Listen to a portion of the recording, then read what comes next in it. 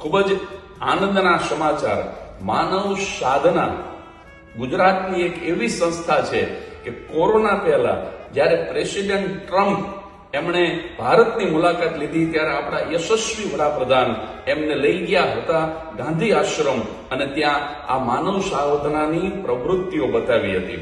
વિરેન જોશી નામના એક સેવાભાવી સજ્જને આ માનવ સાધના પાછળ પોતાનું સમગ્ર જીવન સમર્પિત કર્યું છે.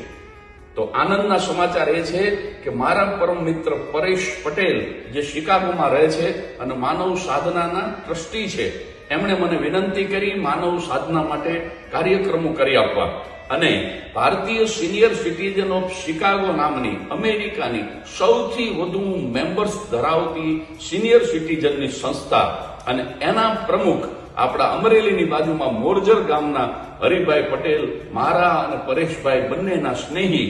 તો હરિભાઈએ ખૂબ જ આનંદથી અને ઉપયોગી થવાની સદભાવનાથી 2 દિવસ 16 અને 17 ઓગસ્ટ રાના રેગન કોમ્યુનિટી સેન્ટરમાં 2 કાર્યક્રમ કર્યા માનવ સાધના માટે. અને મને જણાવતા આનંદ થાય છે કે પહેલા દિવસે $77,000 અને બીજા દિવસે $48,000 મળી અને $1.25 લાખ એટલે કે $1,11,00,000 અમે માનવ સાધના સુધી પહોંચાડી શક્યા. એનો અત્યંત આનંદ, ઈશ્વરની કૃપા.